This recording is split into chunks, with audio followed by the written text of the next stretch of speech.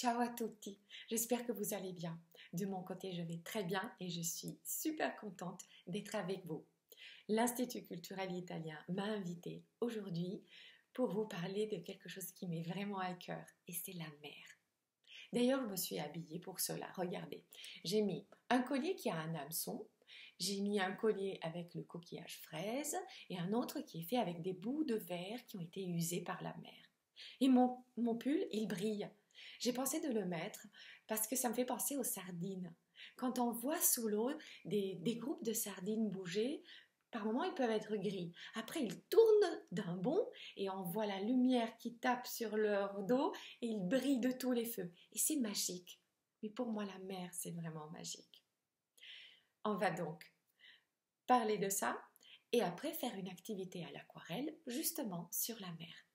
Mais avant tout, on va aller en arrière dans le temps. Car comme d'habitude, j'ai trouvé une œuvre d'art qui pourra nous inspirer. Je ne sais pas si vous avez tous entendu parler de la ville de Pompéi, cette ancienne ville romaine qui est au pied du volcan Vésuve à côté de Naples en Italie. Eh bien, cette ville a été ensevelie par les cendres de l'éruption en 79. Ça veut dire il y a plus de 2000 ans. Aujourd'hui, tu peux la visiter. Et c'est incroyable parce que tu peux marcher dans les anciennes rues romaines. Il y a les maisons, il y a les temples, il y a les magasins. Tu peux voir comment les Romains de l'époque vivaient.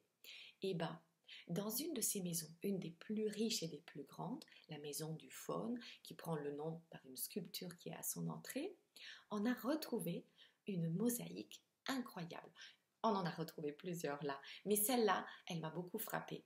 Et je l'ai choisie pour qu'elle puisse nous inspirer, car elle représente une scène avec des poissons. Au milieu, il y a un homard qui se bat avec un poulpe. Et tout autour, il y a des espèces de poissons qui étaient à l'époque dans la Méditerranée, encore aujourd'hui, et qu'on pouvait manger. Il y a par exemple une murène, un bar, un rouget, il y a une espèce de raie, ça s'appelle une torpille osselée. Au-dessus, il y a comme des ronds et on dirait des yeux. C'est très marrant. Il y a même une dorade, il y a même un martin pêcheur, le petit oiseau. Il y a des coquillages, il y a des gambas. Ah, c'est infini, vraiment. Et c'est marrant parce que d'habitude, quand il y a des représentations de poissons, c'est des poissons morts, car c'était pour les banquets et tout ça. Mais cette fois-ci, on voit bien que c'est vivant, ils sont vivants. Donc ce n'est pas une nature morte, c'est vraiment une nature vivante. Cette mosaïque a risqué beaucoup car cette maison a été aussi bombardée pendant la Deuxième Guerre mondiale et ensuite il y a eu aussi un grand tremblement de terre, mais heureusement elle avait été transportée au musée archéologique de Naples. La chose marrante, c'est que dans la même ville, donc toujours à Pompéi, dans une autre maison, on a retrouvé une mosaïque tout à fait similaire, donc qui a les mêmes poissons, la même scène du homard et du poulpe, mais qui n'est pas identique. Et les deux mosaïques, vous pouvez les visiter au musée archéologique de Naples. Aujourd'hui, il y a de moins en moins de poissons dans la Méditerranée. Il y a des poissons qui sont carrément en voie d'extinction, comme par exemple le homard, l'hippocampe. Moi, je me souviens petite avec mon masque, je voyais les hippocampes sous l'eau. Les mérous, ces gros poissons qui se cachent sous les rochers, qui ont la bouche comme ça. Ou bien même certains coquillages comme la grande nacre, qui en italien s'appelle la pinna nobilis, qui est très belle. Et ben, tout ça risque de disparaître. Même le thon risque de disparaître. C'est pour cela qu'il faut faire attention. Car le vrai problème, c'est qu'il y a une pêche excessive. On pêche trop. Mais je ne parle pas des petits bateaux avec les messieurs, les personnes avec leurs cannes. Non, je parle des gros bateaux de pêche, ceux qui vont trop près de la côte, qui jettent leurs grands filets et dans leurs grands filets, ils ramassent tout ce qu'ils trouvent. Ou parfois même avec des aspirateurs, ils aspirent tout ce qui est sur le sable. Et donc quand ils prennent tout, ils prennent les petits, les bébés des poissons, les œufs, les poissons mamans avec les œufs dans leur ventre, car ils pêchent à tout moment. Cela implique que les petits, que les œufs ne peuvent pas se développer, et en plus de la pollution de l'eau, de tout le plastique qu'on jette et du réchauffement climatique, et donc du fait que l'eau augmente de température, eh ben, la vie pour les poissons est assez dure. Et à propos du réchauffement, vous savez, les poissons qui sont habitués à une certaine température chez nous, après ils essayent d'aller vers le nord, mais vous voyez bien comment elle est faite la Méditerranée. Après Marseille, on ne peut plus monter, ils sont bloqués. Bref, c'est un peu compliqué tout ça. Par exemple, pour nous faire comprendre combien tous les éléments jouent en même temps entre eux et ont un rôle hyper important, il suffit de penser aux méduses. Leur nombre augmente. Chaque année, il y en a de plus en plus. Je croyais que c'était parce que c'était comme des sentinelles de la pollution. Mais en fait, ça n'a pas vraiment à voir avec ça. C'est que simplement, puisqu'il y a toujours moins de poissons, les petits des poissons se nourrissent de la même nourriture que les méduses. Ça veut dire du plancton et des microcrustacés. Puisqu'il n'y a plus autant de petits poissons, donc il y a plein de nourriture pour les méduses. Et donc, elles augmentent leur nombre. Voilà, c'est tout simple. Bon, à partir de là, j'ai eu quand même une petite inspiration et je me suis dit que notre activité pourra effectivement être sur les méduses, car c'est des êtres magnifiques avec leur transparence, leur délicatesse. Quand on les voit dans l'eau, elles sont vraiment magiques et parfois il y en a même qui brillent comme s'il y avait de l'électricité en elles. J'en ai vu en Sicile. Avant de commencer, il est souhaitable de mettre du scotch autour de la feuille.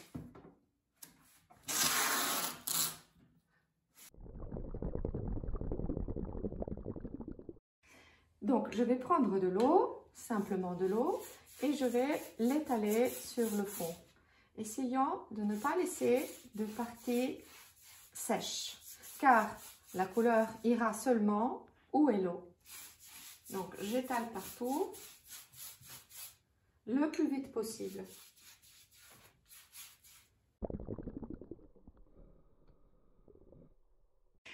Personnellement, j'aime beaucoup travailler avec les encres. Et parfois, les encres, ils ont une pipette. Donc, je vais simplement donner des petites gouttes qui vont se répandre. Par ailleurs, je peux prendre une pastille d'aquarelle. J'imagine que chez vous, vous pouvez en avoir. Et je peux faire aussi des petites taches un peu de salissure, soi-disant.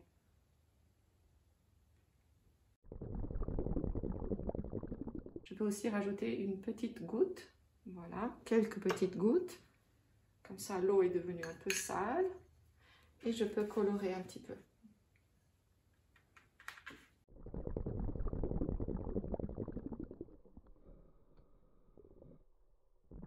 Donc, il y a l'eau. Vous pouvez soit prendre l'encre et laisser des petites gouttes. Là, j'ai pris une goutte un petit peu plus foncée. Vous voyez, une encre un petit peu plus foncée. Je reprends l'encre plus claire. Voilà.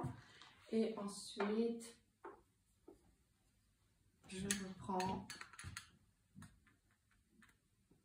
ça. Je donne des petites éclaboussures d'eau qui cassent un petit peu ces gouttes faites avec les encres. Et comme ça va un petit peu couler, ça va faire un effet intéressant. Si ça coule trop, j'absorbe avec le pinceau et je remets dans l'eau, dans le pot, vous voyez, comme ça.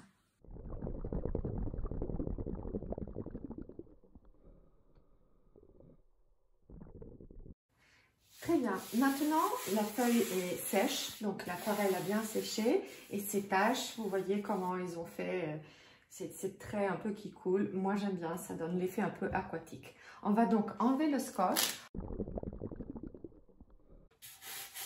Ok.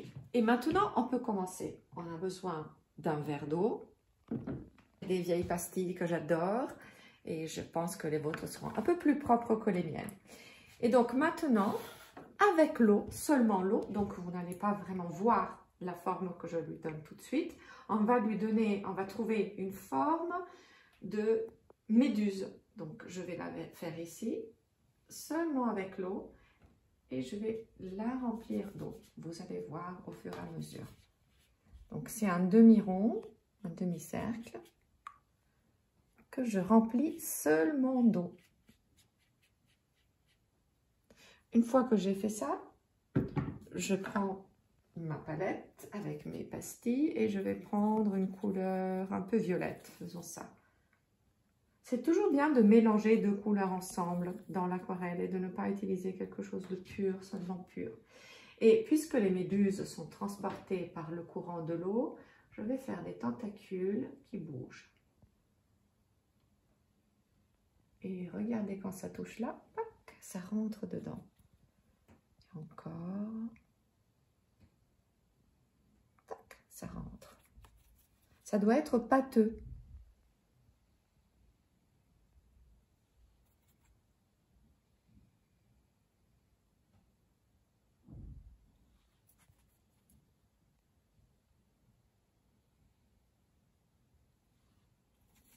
Un tout petit peu d'eau en plus. Et encore un peu plus long aussi. Là, je me suis un peu trompée. Je dois faire que ce soit plus continu.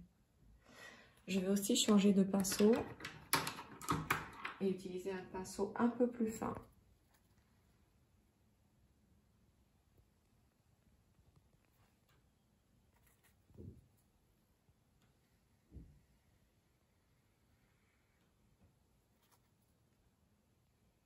Regardez, quand ça touche l'eau de la méduse, c'est très joli. Parce que ça rentre dedans, vous voyez? Regardez là. Tac, tac, tac, tac, tac.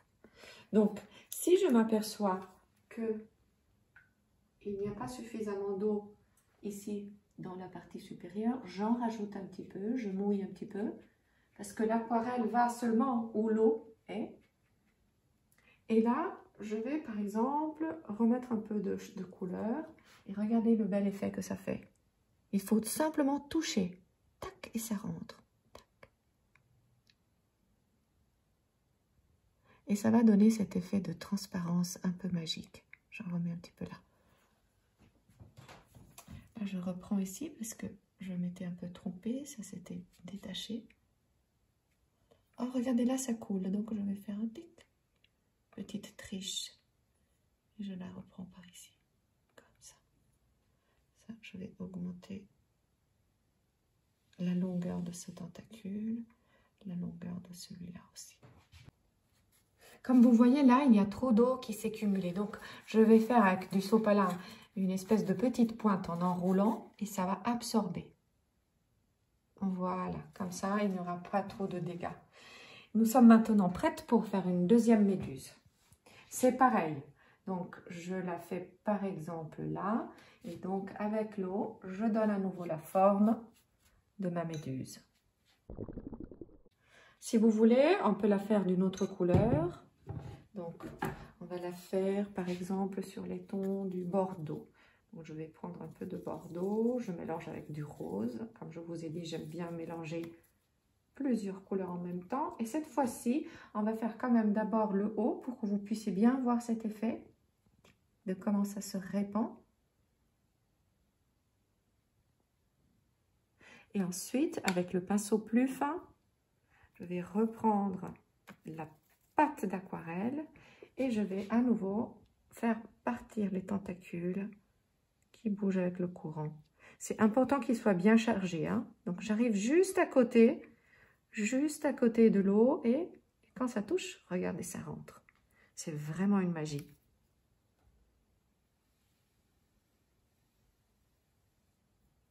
Et quand ça touche, ça rentre. Je peux aussi changer, mettre par exemple un peu de jaune, pourquoi pas. Je pense que ça va faire un bel effet. Et encore. Voilà.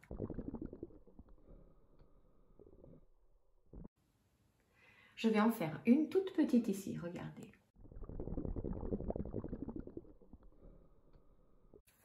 Je mélange deux types de verres différents. Et là, je vais lui donner une touche comme ça. Voilà. Très bien.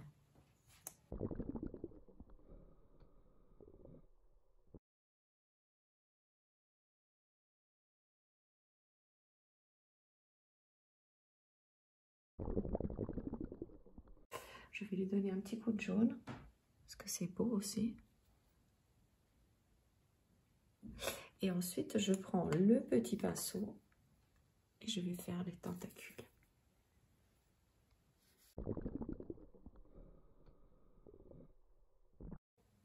Maintenant, je vais faire juste quelques ombres de méduse parce que comme ça va donner un peu l'effet de la profondeur. Ça veut dire avec de l'eau un peu sale. Par exemple, je fais ça, vous voyez, dans ma palette sale. Et je vais faire un peu de ça, donc juste un peu la forme de la méduse. Le dessin peut être considéré terminé ainsi, mais si on veut quand même lui donner un peu plus d'ambiance, on peut prendre de l'encre de Chine noire et faire comme des rochers et des coraux en contre-jour. Je vais vous montrer. Très bien. Pour donner un peu plus l'effet des rochers, on va faire quand même un rebord un peu plus tremblotant. Voilà, un peu plus irrégulier.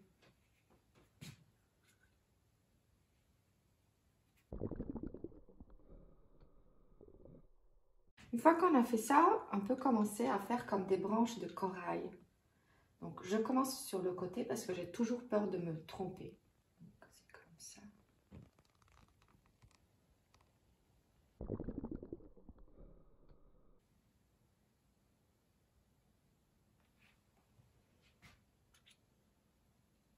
On peut aussi faire des petites algues ou anémones qui passent comme ça et qui sont par contre transportées par le courant ou qui vont dans tous les sens, comme parfois ça arrive sous l'eau.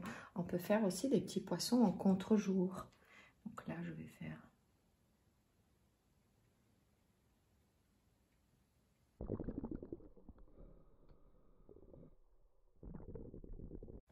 On peut aussi mettre un petit peu d'encre sur un point, vraiment bien le charger et souffler.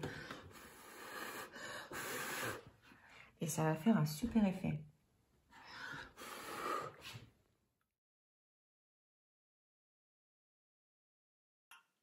Notre atelier est terminé, j'espère qu'il vous a plu. Avant de vous saluer, je voulais quand même vous dire que dans le monde entier, on est en train de réfléchir à comment améliorer la situation des mers, du climat, de la planète. Il y a beaucoup d'associations qui y travaillent et chaque année, il y a une très grande conférence qui se fait parmi beaucoup de pays.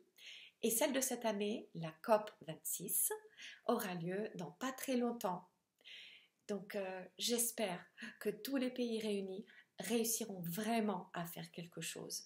Et sinon, je suis sûre que vous ferez quelque chose. J'ai beaucoup confiance en vous, les enfants qui un jour seraient des adultes. Ça ira beaucoup mieux. De mon côté, vous savez quoi? Je vais enlever mon hameçon. Je vais aussi enlever le coquillage, car il vaut mieux ne rien prendre de la mer et laisser tout à sa place, parce que comme nous avons vu, tout a son rôle. C'est très important. Je laisse ça, mes morceaux de verre usés par la mer. Je prends notre aquarelle et je vous dis à une prochaine fois. Merci.